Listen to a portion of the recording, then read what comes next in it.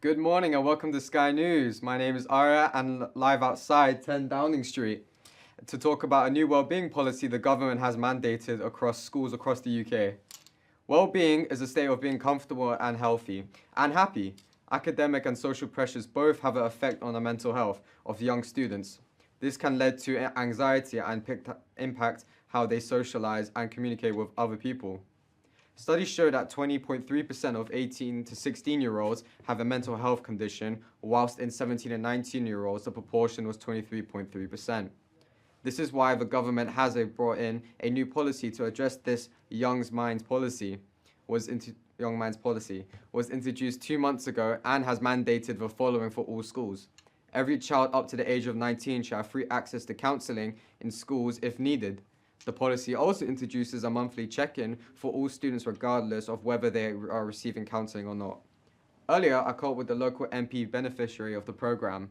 Thank you for both joining me today. Florence, who have found the new Young's Mind programme.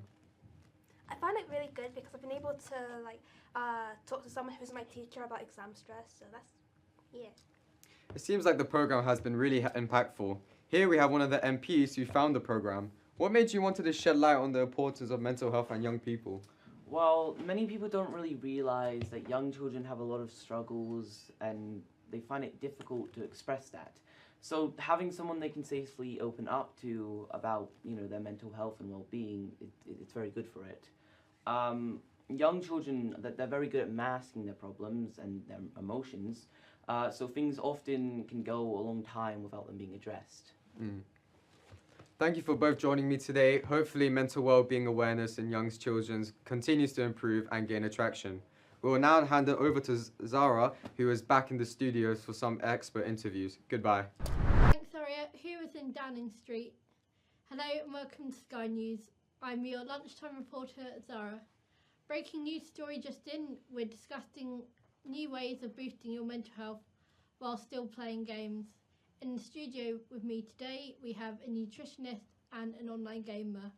Would you kindly introduce yourselves?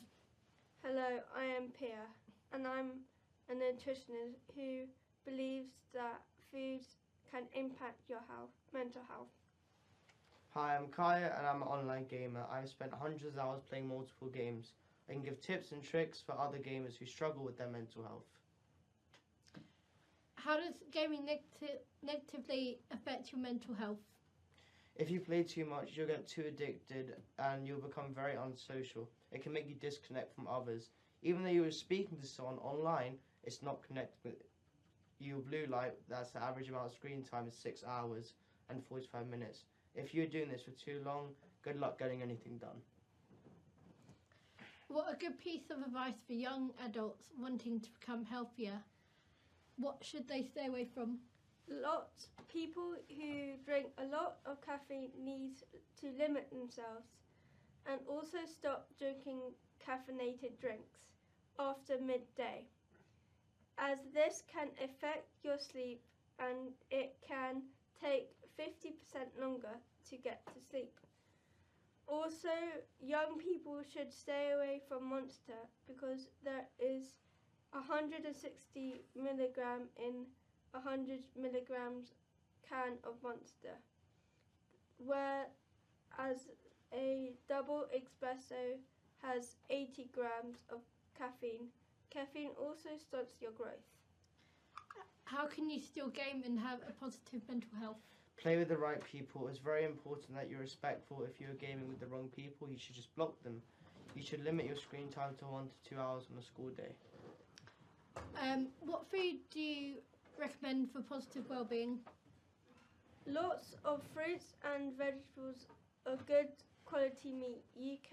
You should drink lots of water it's important to stay hydrated to concentrate your energy.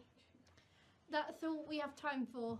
If you've been affected by anything discussed, contact us on our socials. Keep up to date with the latest stories on Sky News. I'm Zara, you've been watching Sky News. Bye!